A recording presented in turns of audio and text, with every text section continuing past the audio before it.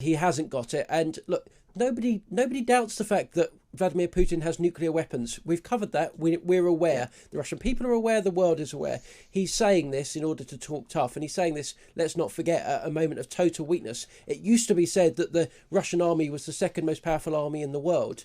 Now it's the second most powerful army in Ukraine. Yeah, very, very good point. Well, look, let's talk to Cormac Smith now. He's a former communications advisor to the Foreign Minister of Ukraine. Joins us once again.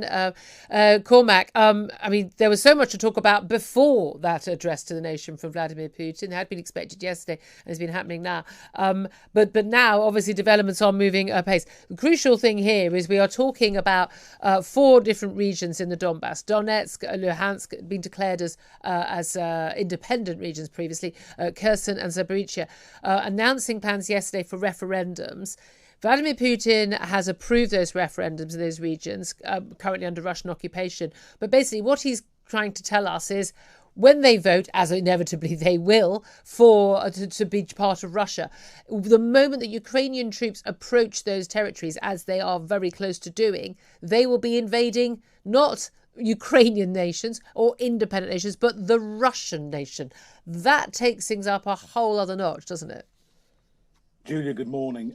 Yes, you're absolutely correct, and Sam's comments I agree with as well. Look, friends in Ukraine have been telling me for a number of days now that these 2 moves were on the way, and the effective annexation of oblasts in eastern Ukraine using sham elections as the context. And it then obviously allows Putin to rattle the nuclear and even the chemical weapons saber one more time. Look, the fact is Putin is absolutely desperate.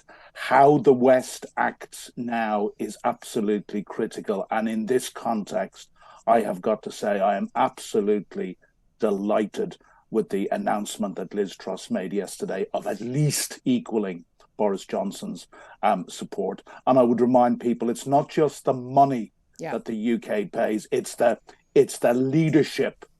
It's the leadership, and I've been told this by several senior Ukrainian diplomats in recent months, the leadership that the UK has shown behind the scenes to marshal others has been absolutely critical. We've seen that close, almost bromance between Volodymyr Zelensky and Boris Johnson, and tributes paid between each other as Boris Johnson left office. And indeed, when he visited Kyiv, the extraordinary reaction from ordinary people on the street. It's usually a popular figure. If he ran for president of Ukraine, he'd probably win that vote, couldn't he? If Zelensky wasn't standing. And you know what I'd add? Do you know what I'd add to that, Julia? I speak, to senior Ukrainians, and I speak to ordinary Ukrainians who are friends of mine on a regular basis, and privately they absolutely reflect that huge respect and gratitude. And that's the thing. But this, of course, we are seeing, Joe Biden has stood firm, $33 billion in aid. France, Emmanuel Macron, I mean, Germany just finally stepped up rather late into the game. But the crucial thing here is now, you said, this is absolutely crucial, and the reaction of the West is going to be crucial. So in terms of what we've heard so far, we think that the West is going to continue to provide arms and missiles and crucial help, financial aid to Ukraine. But at the point at which Ukrainian forces, as they are likely to do in coming days, enter any of these 4 regions, and Vladimir Putin says that's Russian territory, what happens then? I don't know, Julia, but what I do... I admire that honest answer. Thank you. Yeah, what I do firmly believe, and I'm not, as you know, a military man or a military analyst, but I believe that we must hold our nerve in the collective West, and we must not blink. These areas, as I say, the pretext of sham elections, these areas are sovereign Ukrainian territory, and the Ukrainians have every right to take them back, and that is what the Ukrainian government has said they will do. And again, I often mention a good friend of mine, Alexei Mikheyev, who you interviewed, and Alexei has made it, with great modesty and self-awareness, has made it very, very clear that it is only because of the support in and the sanctions, which he is very clear are biting and are starting to have an effect, that Ukraine is still in the game. So I've said before, we're probably at a D-Day moment.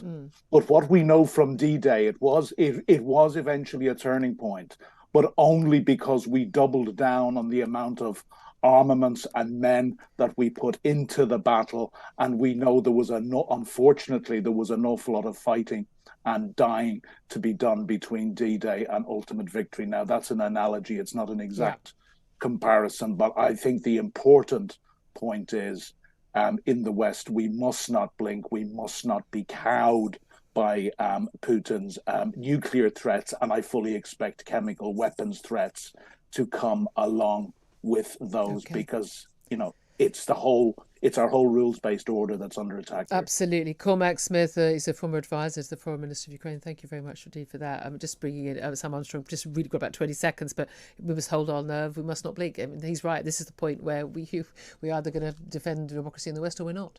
Yeah, let's not forget we're winning. Putin is speaking out. That's why he's threatening this. Yes, he's only had to make this address because of that and needing those extra reservists. Again, if you're actually recruiting, as we know he's been doing in prison camps lately, he hasn't got the men, and we know an awful lot. The Russian mothers, frankly, the word is getting about that your sons are not coming back from this war. Lots more to talk about, lots more top guests on all of this, including Tobias Ellwood. That's up next.